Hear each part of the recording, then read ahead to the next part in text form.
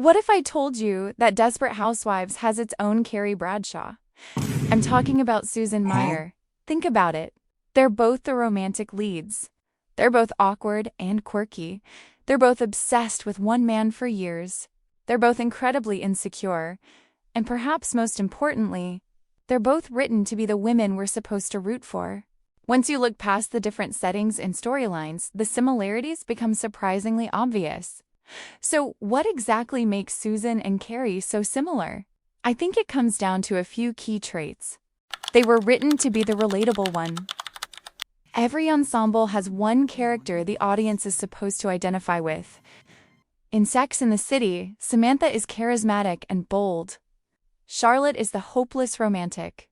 Miranda is practical and career-driven. Carrie is the ordinary woman trying to figure life out. Desperate Housewives follows the same formula. Bree is almost impossibly perfect. Lynette is resilient and capable. Gabrielle is glamorous, and Susan is the lovable mess. She's clumsy, awkward on dates, always saying the wrong thing, and constantly finding herself in embarrassing situations. Whether she's locking herself out of the house in nothing but a towel, falling into a bush, or accidentally turning a simple situation into complete chaos, Susan is written to be the woman who isn't perfect. Carrie is no different. She falls on the runway during a fashion show, constantly embarrasses herself while dating, and narrates her romantic disasters with humor instead of confidence. Neither woman is supposed to be the coolest character. They're supposed to be the most relatable.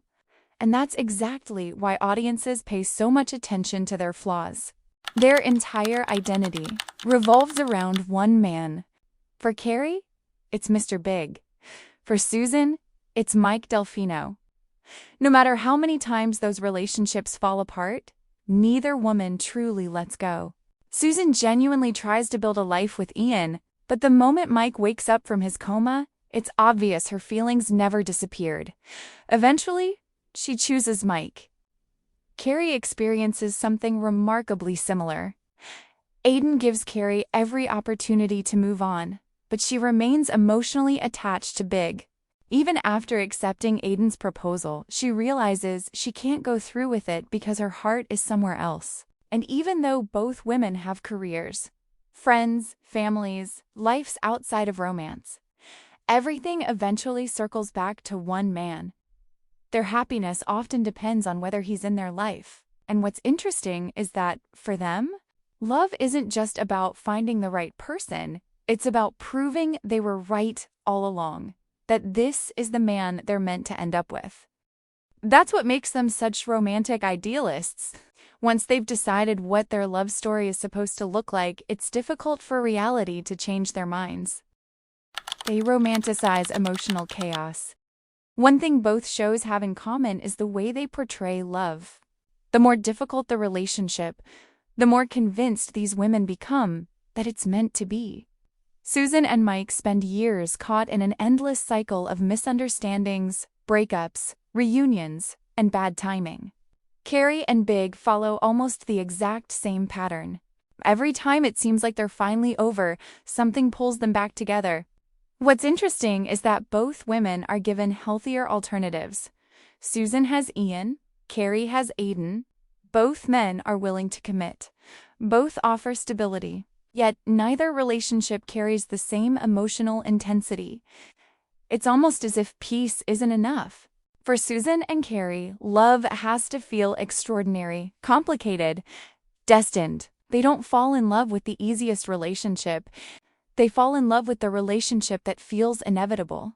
They lead with emotion instead of reflection. Susan and Carrie wear their hearts on their sleeves.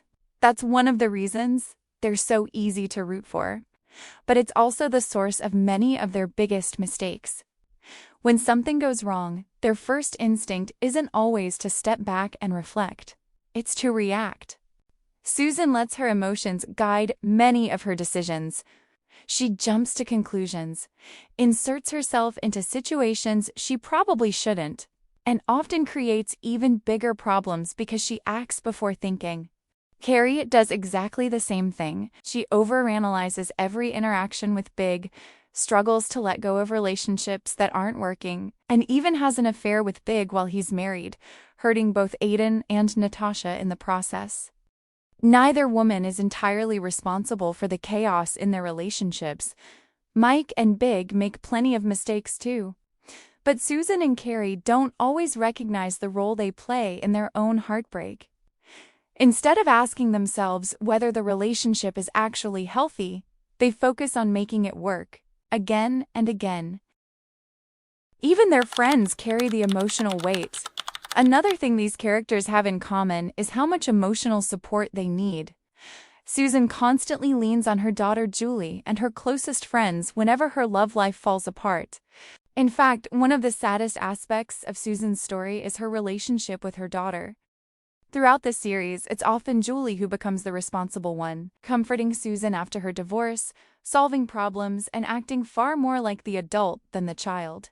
Similarly, Carrie has Miranda, Charlotte, and Samantha.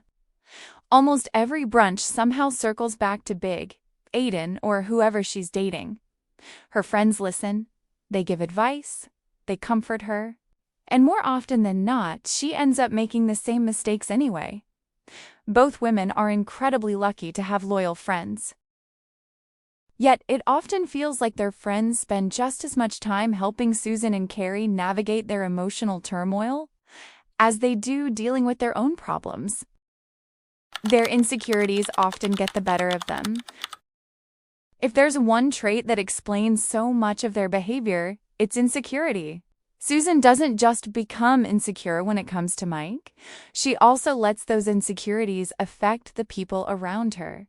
When Edie starts spending time with Julie, Susan becomes so threatened by their growing bond that she sabotages Edie's church bell performance, rather than admit she's afraid of being replaced as Julie's favorite person.